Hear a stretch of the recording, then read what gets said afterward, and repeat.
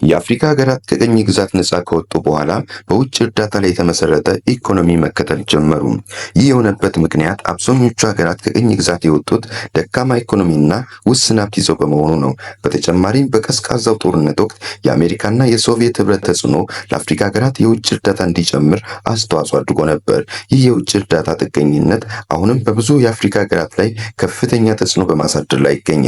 ሰላም ውድ የአዲስ ነገር ቤተሰቦች፣ የአዲስ ነገር ፓን አፍሪካ ተመልካቾች፣ አዲስ ነገር ፓን አፍሪካ ጀምረዋል። በዛሬው የፓን አፍሪካ ዝግጅታችን የአፍሪካ ኋላ ቀርነት ቁልፍ ጉዳይ ቢሆንም መሪዎቿ ችላ ስለሚሉት ሚስጥር በዝርዝር እያወጋናችሁ እንደ ቻይና ካሉ በራስ ጥረት ተለውጦ ለሌሎች ከተረፉ ሀገራት ተምረው የአፍሪካ ሀገራት ከጥገኝነት ሊላቀቁ የሚችሉባቸውን ስትራቴጂዎች በተመለከተ ከጠቃሚ መረጃዎች ጋር ቆይታ እናደርጋለን።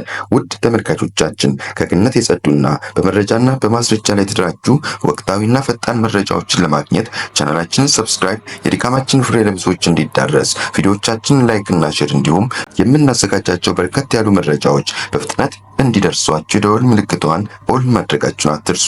በኮሜንት ሴክሽናችን ላይ #ፓን አፍሪካ ብሎ በመጻፍ ይህ ዘገባ በእንግሊዝኛ ቋንቋ እንዲዘጋጅ አግዙን። ከዘገባው ጋር እስከ ዳር ጌታውን አብሬያችሁ ቆያለሁ። መልካም ቆይታ።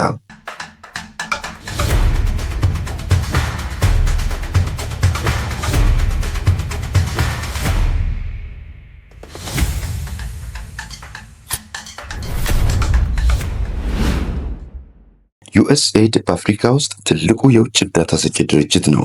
ይህ ድርጅት በጤና፣ በትምህርት፣ በግብርናና በሌሎች የልማት ዘርፎች ላይ ከፍተኛ አስተዋጽኦ እያደረገ የነበረ እንደመሆኑ የዩኤስኤድ መቋረጥ በአፍሪካ ሀገራት ላይ ከፍተኛ ኢኮኖሚያዊ ተጽዕኖ አስከትሏል። በተለይም በጤናና በትምህርት ዘርፎች ላይ የሚደረጉ ፕሮጀክቶች ሙሉ ለሙሉ ተቋርጠዋል። በተጨማሪም ይህ እርምጃ በአፍሪካና በአሜሪካ መካከል ያለውን ግንኙነት ሊያሻክር ችሏል። በመሆኑም የአፍሪካ ሀገራት የውጭ እርዳታ ላይ ያላቸውን ጥገኝነት በመቀነስ በራሳቸው ላይ የተመሰረተ ኢኮኖሚ ለመገንባት የሚያስችላቸውን ስልቶች መከተል ይኖርባቸዋል። የውጭ እርዳታ በአፍሪካ ሀገራት ላይ ለልማትና ኢኮኖሚያዊ እድገት ያለው ሚና አከራካሪ ጉዳይ ነው። በአንድ በኩል እንደ መንገዶች፣ የኤሌክትሪክ መስመሮች፣ የውሃ አቅርቦትና የመሳሰሉ መሰረተ ልማቶችን በመደገፍ የኢኮኖሚ እድገትን ለማፋጠን፣ የጤናና የትምህርት አገልግሎትን ለማሻሻል አስተዋጽኦ ያደርጋል። በሌላ በኩል የውጭ እርዳታ በአፍሪካ ሀገራት ላይ ጥገኝነትን በመፍጠር ሙስናና ደካማ አስተዳደርን እንዲሁም በለጋሽ ሀገራት የፖለቲካ ፍላጎቶች ተጽዕኖ ውስጥ መውደቅን ሊያስከትል ይችላል። እንደ ዝግጅት ክፍላችን እምነት የአፍሪካ ሀገራት በውጭ እርዳታ ላይ ያላቸውን ጥገኝነት የኢኮኖሚ እድገታቸውን ሊያደናቅፍ ይችላል። ይህም የሆነበት ምክንያት እርዳታው ብዙውን ጊዜ ለአጭር ጊዜ ፕሮጀክቶች የሚውል በመሆኑ ነው። የረጅም ጊዜ የልማት እቅዶችንም ስለማይደግፍ ነው። በተጨማሪም የውጭ እርዳታ በአፍሪካ ሀገራት ውስጥ ሙስናና ደካማ አስተዳደርን ሊያባብስ ይችላል። የእርዳታ ገንዘቦች ለግል ጥቅም ሊውሉ ወይም ለተገቢው አገልግሎት ላይውሉ ይችላሉ። የእርዳታን ውጤታማነት ከሚገድቡ ምክንያቶች መካከል ሙስና፣ ደካማ አስተዳደርና የፖለቲካ ፍላጎቶች ይገኙበታል። የሙስና መኖር የእርዳታ ገንዘብ ለግል ጥቅም እንዲውል ሲያደርግ፣ ደካማ አስተዳደር የእርዳታ ፕሮጀክቶች የተፈለገውን ያክል ውጤታማ እንዳይሆኑ ያደርጋል። ከነዚህም የከፋው ደግሞ የለጋሽ ሀገራት የፖለቲካ ፍላጎቶች የተደረጂ ሀገራትን ብሔራዊ ጥቅምና ሉዓላዊነት ጥያቄ ውስጥ ሊከቱ ይችላሉ። ክቡራን ተመልካቾቻችን ይህንን ስንል ግን ማንኛውም አይነት የውጭ ድጋፍ ለሀገር አይጠቅምም ለማለት እንዳይደለ ይሰመርበት። ለምሳሌ ቻይና ለአፍሪካ ሀገራት የውጭ እርዳታን ከመስጠት ይልቅ በንግድና ኢንቨስትመንት ላይ ያተኮረ ሞዴልን ትከተላለች። ይህ ሞዴል ለአፍሪካ ሀገራት የኢኮኖሚ እድገትና ልማት የበለጠ ዘላቂ አማራጭ ሊሆን ችሏል። ቻይና የአፍሪካ ሀገራት በራሳቸው እንዲቆሙና በራሳቸው ኢኮኖሚ እንዲገነቡ ትረዳለች። ቻይና ከምዕራባውያን አገሮች በተለየ እርዳታ የምትሰጠው ፖለቲካዊ ፍላጎቶቿን እንደ ቅድመ ሁኔታ በማስቀመጥ ሳይሆን የተረጂ ሀገራትን ሉዓላዊነት ባከበረ መልኩ መሆኑ በብዙ የአፍሪካ ሀገራት ተወዳጅ አጋር እንድትሆን አስችሏታል። በተጨማሪም ቻይና ከድህነት ተላቃ በራሷ ጥረት ያደገችበትን ሞዴል በመከተል እርዳታን በመቀነስና በንግድና ኢንቨስትመንት ላይ በማተኮር ለአፍሪካ ሀገራት የልማት አቅጣጫን አሳይታለች። ቻይናውያን አሳ ብትሰጠኝ አንድ ቀን ታበላኛለህ፣ መረብ ብትሰጠኝ ግን በየቀኑ እበላለሁ እንደሚሉት የአፍሪካ ሀገራት የረዥም ጊዜ እድገት በራሳቸው ጥረት ላይ የተመሰረተ መሆን አለበት። በራስ ጥረት ላይ የተመሰረተ የልማት ጽንሰ ሐሳብ የአፍሪካ ሀገራት በራሳቸው ጥረትና ሀብት ላይ ተመርኩዘው ኢኮኖሚያቸውን እንዲያሳድጉ ያበረታታል። ይህ አካሄድ ከአፍሪካ ሀገራት ነጻነትና ሉዓላዊነት ጋር በእጅጉ የተጣጣመ ነው። ራስ ላይ የተመሰረተ ልማት ማለት የአፍሪካ ሀገራት የራሳቸውን ችግሮች በራሳቸው መፍታትና የራሳቸውን የወደፊት ዕጣ ፈንታ መወሰን አለባቸው ማለት ነው። ይህንን ለማሳካት የአፍሪካ ሀገራት የራሳቸውን ሀብት በአግባቡ መጠቀም፣ የህዝባቸውን አቅም ማሳደግና ለፈጠራና ቴክኖሎጂ እድገት ምቹ ሁኔታዎችን መፍጠር አለባቸው። ይህ ጽንሰ ሐሳብ በ1960ዎቹና 70ዎቹ ውስጥ በአፍሪካ ውስጥ በስፋት ሲቀነቀን ነበር። በተለይም እንደ ጁሊየስ ኒሬሬ የታንዛኒያው ፕሬዝዳንትና ኩዋሚ ንክሩማ የጋናው ፕሬዝዳንት ያሉ የአፍሪካ መሪዎች የፓን አፍሪካኒዝምና የሶሻሊዝም ርዕዮተ ዓለምን ሲያራምዱ ነበር።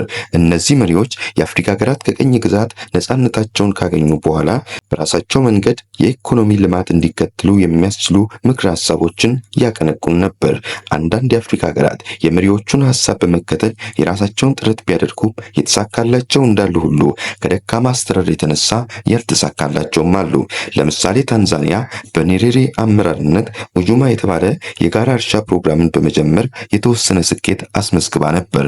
ይሁን እንጂ ይህ ፕሮግራም በምግብ ምርት እጥረት ላይ ከፍተኛ ማሽቆልቆል አስከትሏል። ይህም በሀገሪቱ ውስጥ ከፍተኛ ረሃብ እንዲከሰት ምክንያት እንደሆነ ይታወሳል። በሌላ በኩል እንደ ቦትስዋና ያሉ አንዳንድ የአፍሪካ ሀገራት በራሳቸው ጥረትና ሀብት ላይ ተመርኩዘው ጠንካራ ኢኮኖሚን ገንብተዋል። ቦትስዋና በአልማዝ ማውጣት ላይ በመመርኮዝ ፈጣን የኢኮኖሚ እድገት አስመዝግባለች። ይህ በሀገሪቱ ውስጥ ድህነትን ለመቀነስና የኑሮ ደረጃን ለማሻሻል አስተዋጽኦ አድርጓል። ክቡራን የቻናላችን ቤተሰቦች እስካሁን ያጋራናችሁ መረጃዎች እንደሚጠቅሟቸው አንጠራጠርም። ነገር ግን ይህንን ዘገባ ለማዘጋጀት በርካታ ሰዓታትን መረጃዎችን በማሰስና በማጠናከር አሳልፌያለሁ። በመሆኑም ሰብስክራይብ በማድረግ እንድታበረታቱኝ በትህትና እየጠየቅኩ የዝግጅታችን ወሳኝ ክፍል ወደሆነው ሀሳብ አልፋለሁ። ይኸውም የአፍሪካ ሀገራት ከውጭ እርዳታ ለመላቀቅ ሊከተሏቸው የሚገቡ ስትራቴጂዎች ላይ ያተኮረ ነው። ይህ ቪዲዮ በተለያዩ ኃላፊነት ላይ ላሉ የመንግስት ኃላፊዎችና የግሉ ዘርፍ ተዋናያን ቢዳረስ ትርፉ የሀገር ጥቅም ነውና እኛ መረጃ አቅርበናል። እናንተ ደግሞ ላይክ በማድረግ ጥረታችንን የጋራ እናድርገው። የአፍሪካ ሀገራት የራሳቸውን ኢኮኖሚ ለማሳደግ የተለያዩ መንገዶችን መጠቀም ይችላሉ። ከነዚህ መንገዶች ንግድና ኢንቨስትመንትን ማሳደግ፣ ቴክኖሎጂና ፈጠራን መጠቀምና የመሰረተ ልማት መሻሻልን ያካትታሉ። አንድ በአንድ እንመልከታቸው። ንግድና ኢንቨስትመንት። ንግድና ኢንቨስትመንት ለአፍሪካ ሀገራት የኢኮኖሚ እድገት ወሳኝ ሚና ይጫወታሉ። የአፍሪካ ሀገራት የንግድና ኢንቨስትመንት እድሎችን በመፍጠር ኢኮኖሚያቸውን ማሳደግ ይችላሉ።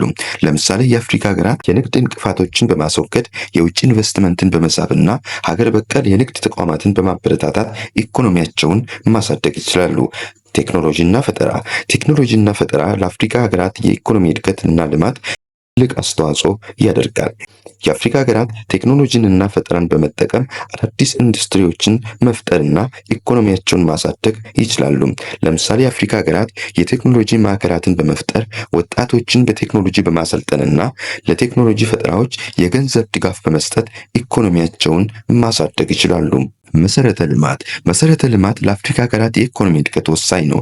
የአፍሪካ ሀገራት መሰረተ ልማታቸውን በማሻሻል ኢኮኖሚያቸውን ማሳደግ ይችላሉ። ለምሳሌ የአፍሪካ ሀገራት መንገዶችን፣ ድልድዮችን፣ የባቡር ሀዲዶችንና የኤሌክትሪክ ኃይል ማመንጫ ጣቢያዎችን በመገንባት ኢኮኖሚያቸውን ማሳደግ ይችላሉ። ከነዚህ አማራጮች በተጨማሪ የአፍሪካ ሀገራት የራሳቸውን ኢኮኖሚ ለማሳደግ ሌሎች መንገዶችን መጠቀም ይችላሉ። ለምሳሌ የአፍሪካ ሀገራት የግብርናውን ዘርፍ በማሳደግ የቱሪዝሙን ዘርፍ በማዘመንና የተፈጥሮ ሀብታቸውን በአግባቡ በመጠቀም ኢኮኖሚያቸውን ማሳደግ ይችላሉ። በአጠቃላይ የአፍሪካ ሀገራት በውጭ እርዳታ ላይ ከመታመን ይልቅ በራሳቸው ጥረትና ሀብት ላይ ተመርኩዘው ኢኮኖሚያቸውን ማሳደግ አለባቸው። የአፍሪካ ህብረት ዘላቂ የልማት ግቦችን መሬት ላይ ከማውረድ አንጻር ያላቸውን ክፍተቶች በመሙላት የአህጉሪቱን ቀጣይ ዕጣ ፈንታ የማሳመር ኃላፊነት አለባቸው። ክቡራን ተመልካቾቻችን የሳምንቱ የአዲስ ነገር ዝግጅታችን የተከታተላችሁትን ይመስል ነበር። በቀጣይ ሳምንት በሌላ የአዲስ ነገር ፓን አፍሪካ ዝግጅት እስክንገናኝ መልካም ቆይታ